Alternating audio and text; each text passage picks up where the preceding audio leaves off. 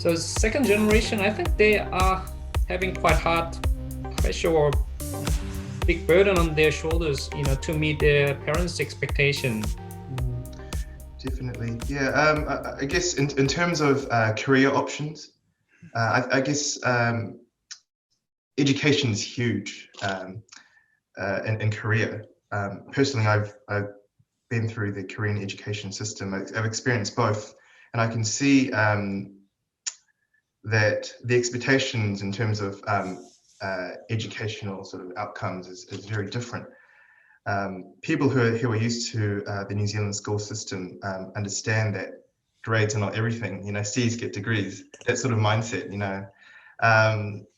But that difference in expectations can cause a lot of self-sabotage. And that secondary to that leads to career options, and not generalizing, but there's a saying in Korea where you say, 사자 직업을 찾아라. So there's lawyers, doctors. Further on, that's the class A sort of career options that you should take, and that's also a sign that you succeeded as an immigrant in a multicultural society. And I'm not saying that that's the truth for every single family, but there is an idea in our heads that is. And that causes a lot of stress for Korean youth, especially in a multicultural and immigration sort of context, because you have to prove to your parents that you've done well. So I guess that's one stressor that people can go through. So I think I thought a lot about, my own days of being a teenager and a young adult, going to high school in New Zealand and all those things. And there was a lot of the sort of stresses that you mentioned, Joshua, around achieving at school and expectations, and also kind of different behavioral standards at home and kind of in public. But I think also there is definitely a different playing field for people who are racialized, so seen as different by society. So being treated differently by teachers. I remember vividly that there was a fight that broke out at lunchtime at high school. And it was kind of started by someone making a racist comment to a group that I was in of Korean students. And the teachers didn't understand why that was an issue. And it was kind of, there was fault on both sides. It was a very Trumpish, there are fine people on both sides sort of conclusion. So I think especially when you're a young person, you have a very stark idea of what right and wrong is. And when that's kind of broken down by the society that you're in, that can also have a huge impact on how you see the world and whether you think you can kind of have a fair chance at succeeding or not. So that's also, hugely stressful. I think these really present as vulnerabilities for young Asian people in New Zealand. I mean, Joshua has mentioned that, although the generation gap between parents and children are not idiosyncratic to migrant families, as we've discussed, it does play a huge role as a stressor on their lives. And, on top of that, I think as their sense of self is still unstable, all of these factors that they face out in society have a critical impact on their mood and also their just daily well-being. And I think that is something that needs to be very carefully addressed, so that these areas are adequately covered and that they are getting the necessary help if there is a need for that help, both from their schools, their families, or from the healthcare system as necessary. Those points are really interesting. I think now that I'd like to, pretend that I'm very young and talk about my own teenage experience, but that might be too long ago to make it relevant. But I can talk a little bit about, I guess, as a parent, with my children growing up in New Zealand. And there was an experience whereby one of my children experienced quite clearly sort of racial slurs and gestures that was clearly inappropriate, and so my child was well aware of it, and wasn't happy about it. We brought it up, we discussed. She didn't really want to make a big deal of it, and but both myself and my wife felt that it was important to raise it, to raise awareness, not just for ourselves but for the other kids as well, and for the rest of the school. But we brought it up and made it very clear that we just want to make sure that it's something that the staff were made aware of, and be so they have an opportunity maybe to educate gradually over time.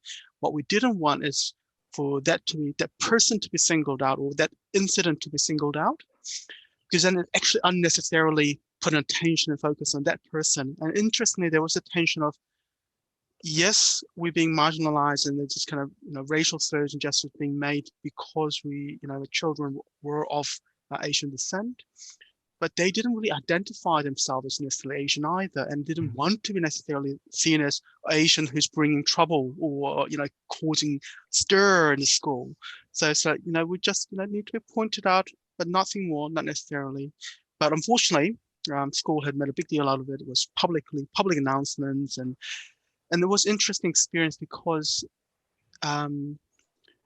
the expectation sometimes of not wanting to stand out as Asian, but you're forced to, because that's forced upon you by people around you, and you still want to stand your ground and do what is right, but sometimes you don't necessarily get the support to make things right in the context. Yeah, I think it's very big stereotyping of Asian people in living in a Western world. Is kind of I felt quite offended when I heard that model migrants, Asians are model migrants. This is quite ridiculous.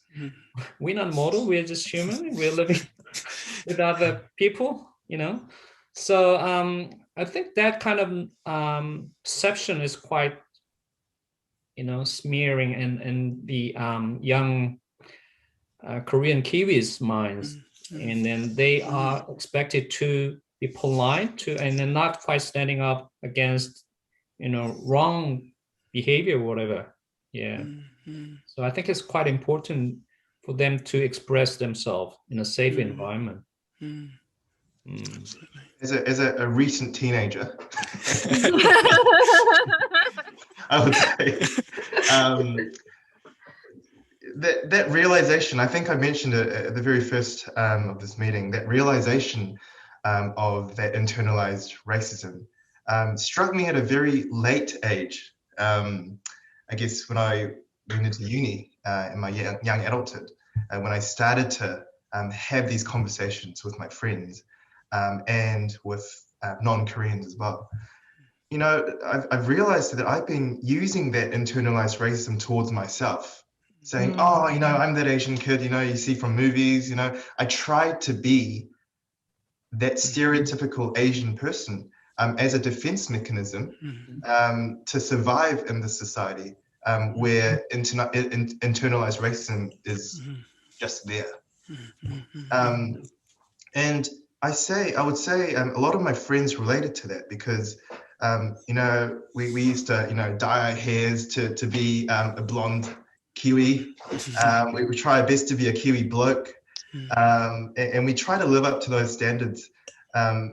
But we realized at one point that we're actually, ridiculing ourselves. We're actually lying to, what are we actually trying to be? Who actually are we? And that sort of identity crisis happens at any point of their life, but especially for young Korean Kiwis.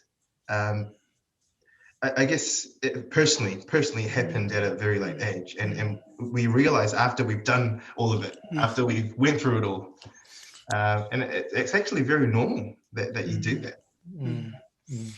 I think another aspect of that kind of internalized racism working on yourself is kind of the sense of, I distinctly remember, whenever I was out in public with friends as a younger kid, that I have to be quieter and I can't make a commotion and I can't be a kid because I'm Asian. And I think I felt that if I did that, then people are going to think, they're a bunch of loud Asians. Like on the bus, you would have other kids just being kids and having fun and talking and being loud. But then, I didn't want to be an Asian kid that was being impolite on public transport and potentially kind of attract comments like, go back to your country if you're going to be like that in public or whatever. And I think, that I think it's a real shame that it brings that sense of like very strong self-consciousness to young Asian kids that they can't be a certain way or they have to be a certain way, and puts that kind of censorship on how they behave. We've talked about racism and especially internalized racism quite a bit. So I think it's also important to kind of define what we mean by racism. My preferred kind of academic definition is that racism is a way in which a society decides who is worthy of being fully human and who is not. And that can be ethnicity based, or the color of your skin, or nationality, or religion, or culture.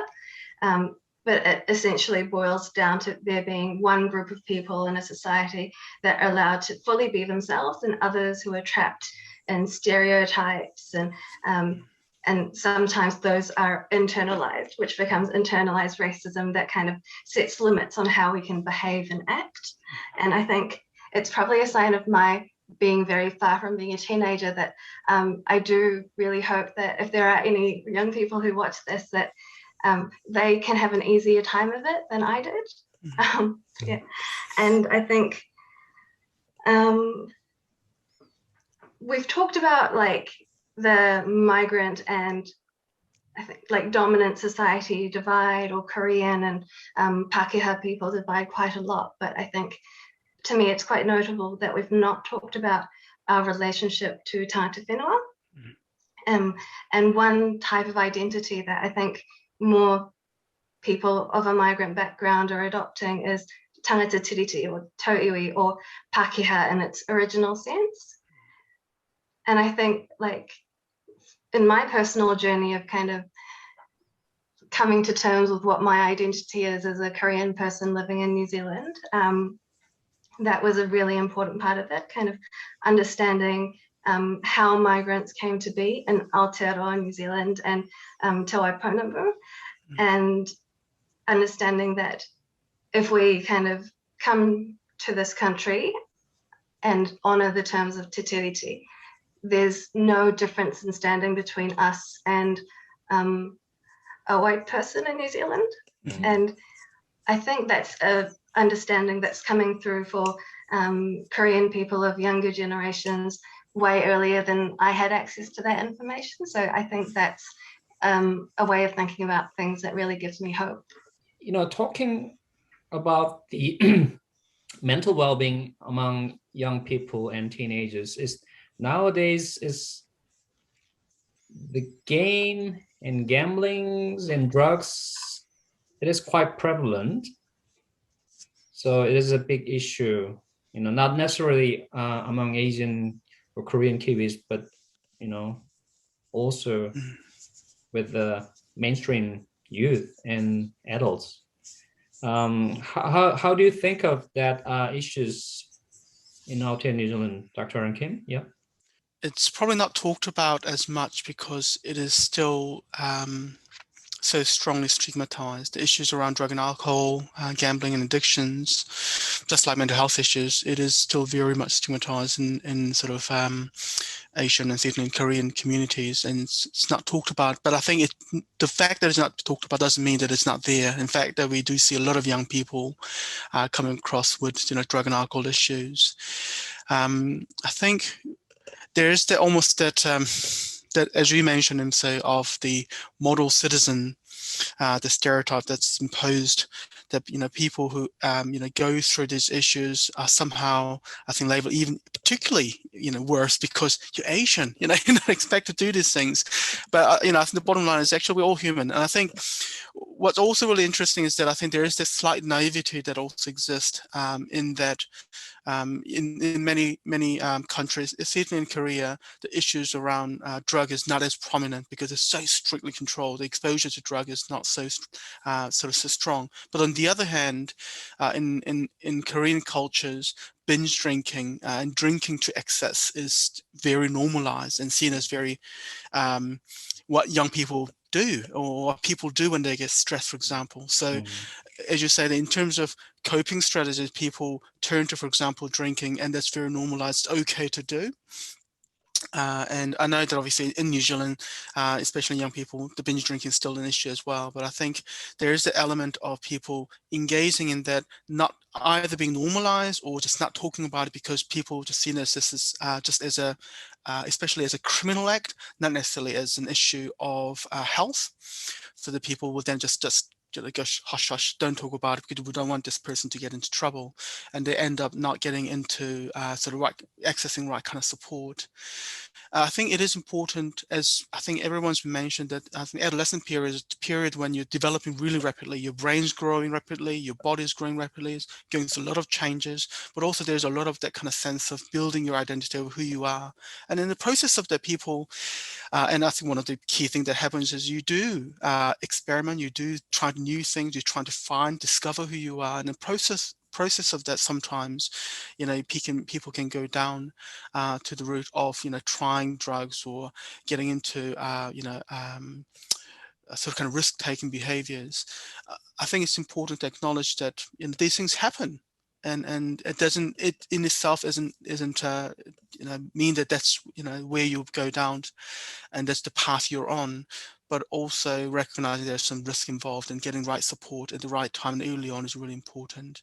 Just to mention one more thing, and I'm a little bit careful, I'm thinking about how best to put it. In many migrant families, certainly in Korean families, I've seen that one of the issues that happens is that with migration, you're translocated from your own network. Quite a lot of people will leave really good jobs and qualification that was recognized back in their home country is not recognized here, so they take up jobs that are maybe much lower paid. And it's not uncommon, in fact, that both parents are working long hours. You know, we know of people running dairies and in you know, liquor shops and, you know, restaurants, and it's about, as Joshua mentioned a number of times, really, you know, sacrifice to provide what's best for the children. In doing so, though, I have come across quite often where children are growing up where both parents are, you know, away from home quite long hours and to provide for them, but they are sort of left sometimes to their own devices, and when they're trying to deal with growing up and adolescence and the kind of puberty and finding identity on top of issues we talked about in terms of the racism and the acculturation, sometimes it can be really hard to find a person to talk to, and can be an easy way, not necessarily, I better say that again. Sometimes one of the easiest things to access can be things like gaming, could be alcohol, could be drugs. And I want to highlight that when, you know, if you do see yourself or your friend, or maybe if it's parents watching, you know, your children going through maybe issues with gambling or gaming addiction or alcohol and drug issues, rather than seeing this, it's a problem behavior that needs to be gotten rid of, it's probably really good to try and understand, where did it start? You know, what was it actually about? Because sometimes when we do that, we find out it was you know, a person's effort trying to deal with really difficult situation the best way they can, and maybe that had been the thing that was the only thing available, or it's easily accessible thing, and has actually then taken over their lives. Sometimes doesn't mean that that's what they chose to do, wanted to do, but quite often that's the way they have led into because of those struggles they were having. And that could be sometimes mental illness like depression, anxiety, but sometimes just growing up, it's hard. Yeah. I think the you know, panic that Korean parents experience when their children got into addiction. So, but you know, it can happen to anyone. So don't blame yourself. That it is important to seek help, and then don't hide, and don't you know, hide it, or don't run away from that. It's a reality, and then you know, seek help. is important. Yeah, as you mentioned, I just want to highlight again of what you said, Sue, that it's about fault. It's not about fault finding. It's not about parents, you haven't done enough, or young people, you've been bad. I think each day on right, trying to do best in the situation, but sometimes these things do happen, and I think it's important to just say it's where it's at. What can we do? So what should we do? As a family together, to start conversation and communication with your child, your children, your parents. Where do we start? Kristen, give me the answer. I think it really comes down to open conversations, which would come from fostering a healthy relationship and a healthy environment in which you can talk about your difficulties without the fear of feeling judged or the fear of failing your family. So feeling that is a safe environment to talk about. And for the young people experiencing the problem, I think it would be important for them to understand that people, the family or people that are there to help them and not to get at them, and for the family to understand without judgment.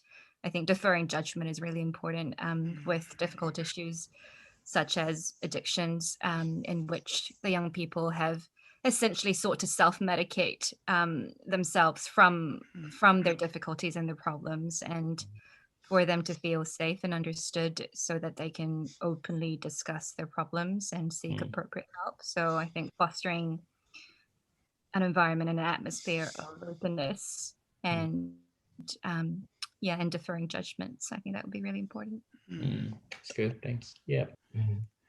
I guess going further, I guess if Aram, you can relate to this issue. Hopefully, it's not something too specific that I share. So in this case, I've been stuck in the middle of two generations, trying to be that bridge of communication, which was impossible. But the fact that I was there and I tried my best to deliver, and I guess trying to digest it in my own way, and trying to see the good heart in what they're trying to say, actually worked best. And what was amazing was that I actually realized at that point that they were coming from such a good heart. It wasn't, it actually looked on the surface level that, there was a lot of hatred, there was a lot of aggression. But if you dig deeper into why they were, presenting with those behaviors, was that it was just their different concept of living, of moving out, what that meant to them. That sense of betrayal was actually a sense of responsibility as a mother.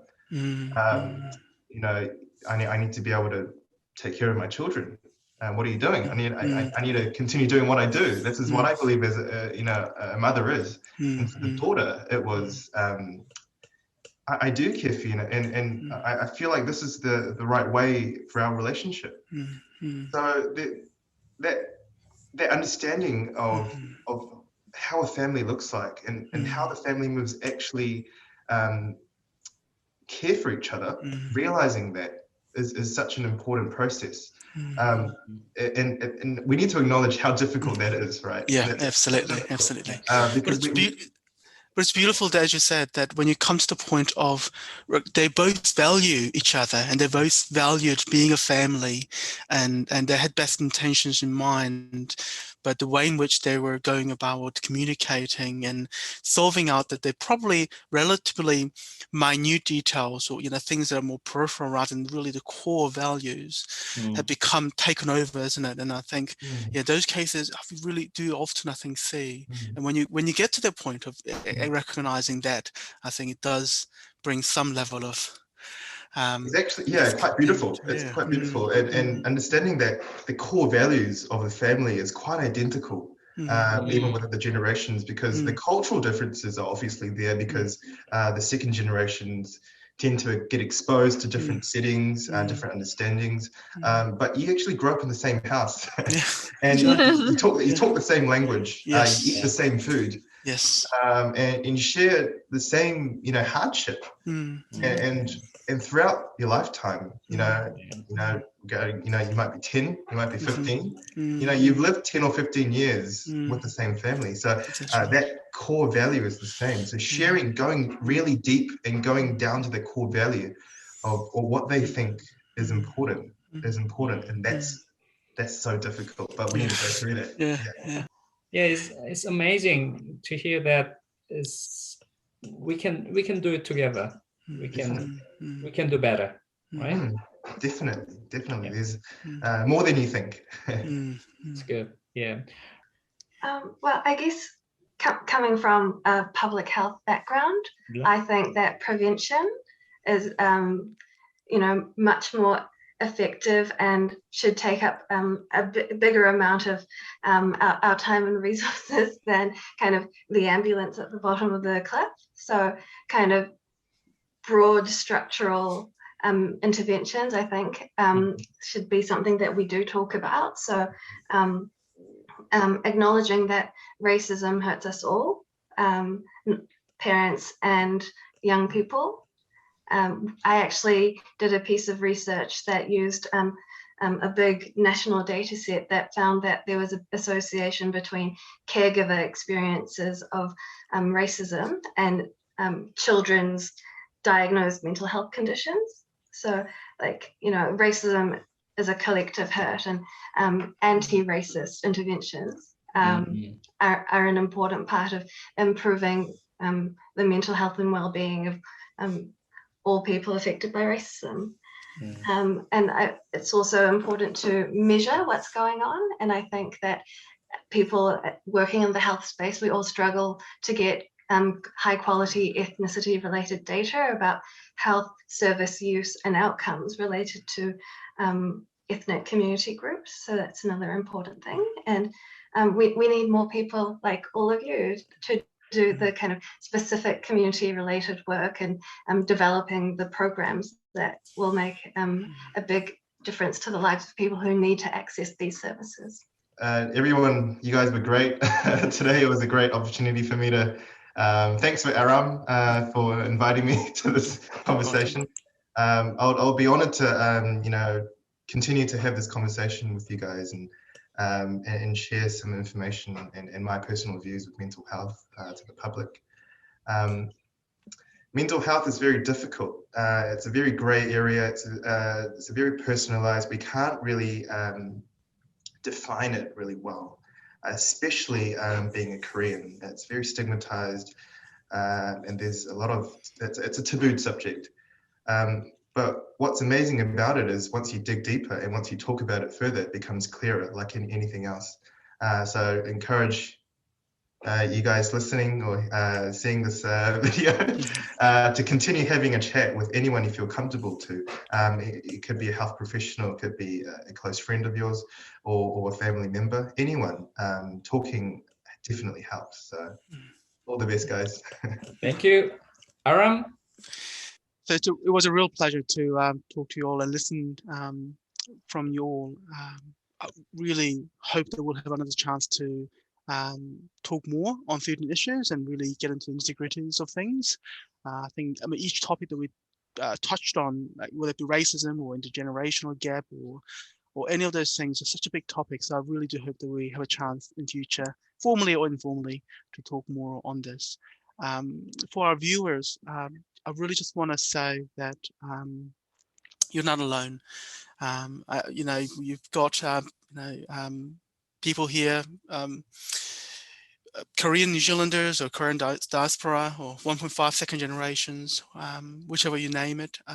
We all have our unique journeys, and I know that yours may be very different to ours, but I think there are definitely some things that where we cross our path, and I just really encourage you to do have a chat. And just one more thing is to say that I know that one of the most people, when they have really difficult times, they talk to their friends, and especially for young people, it'll be usually friends first rather than family or parents. So it's friends and parents and other people around you, like teachers. I know that some people have actually found it really difficult when they have their friend who's struggling and they feel like they want to help but they can't, or they feel really burdened. I just want to say good on you for listening to your friend, but it's not a burden that you have to carry alone. And if you feel like your friend is in danger, or you feel like there's just too much going on, it is okay to speak up and tell them, say, I think we need to get help for you. And you might go along with them, be emotional support, or sometimes you might need to reach out for help on that person's behalf. But I know that you'll do that with good heart. So if you do find yourself in a situation where you really want to help someone and feel like it's just getting a bit too much, just reach out. Thank you, Aram. Christine? It was really awesome to link up with professionals of like minds and passion to talk about mental health and community, and what it means to be Korean in New Zealand society. I think really, family is the smallest unit of society. And I think healthy families really go a long way in producing healthy members of society. And from my background in clinical psychiatry research, I've found that, if any parents are watching this, re-education for parents and their investment in creating a safe environment at home really makes a difference in outcomes. So I just wanted to highlight that, as Rebekah said before, prevention is the best medicine, and